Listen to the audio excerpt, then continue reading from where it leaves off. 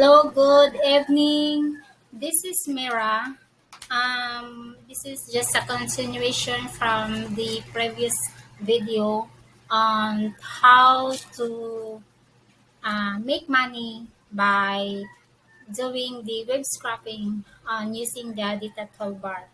So as we can uh, observe today that everyone wants to make money. So by using this data toolbar to scrap data, uh, which has become or a very unique and a new way to make money on this side, where if you apply this to the right situation, it can be uh, or you can have, or by applying these skills you can earn a lot of money, and it is the easier way to do than most people think. So easy lang to guys kung gagamitin si data toolbar. So for example guys, uh, I have this uh,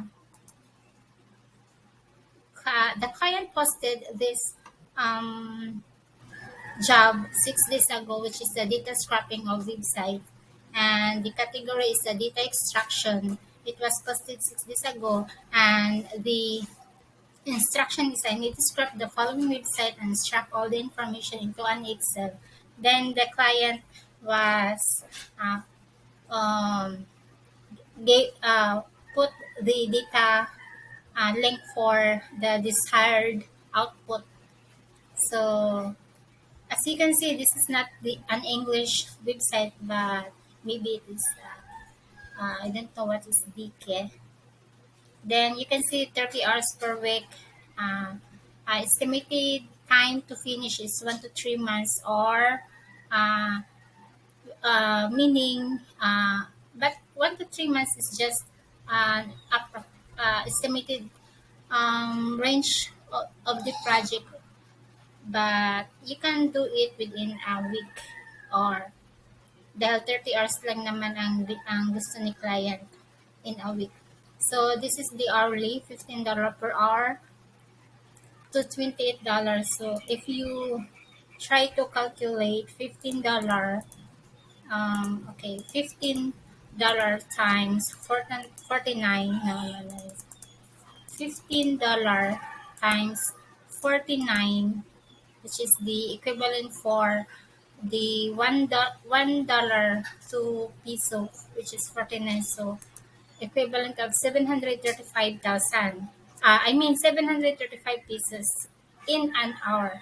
So multiply it by 30, which is 22,050 pesos in a week. So ito ang pwede mong sasahorin in a week kapag you are lucky to have this job. So what if $28 na, di ba? So malaki ng pera. Yan. So ito ang actual na bali. Search ko lang si DATATOOL BAR. Ayan. So parang may na-search na ako ng DATATOOL BAR. So okay. So ito guys. Bali dito, pag na-open mo na si DATATOOL BAR dito, para na siyang isang browser, web browsing ulit. Same din lang din sa Google search. And click mo lang yan.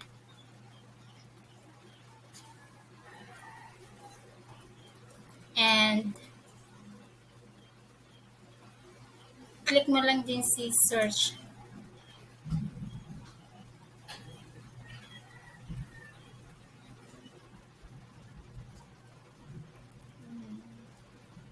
We have 36.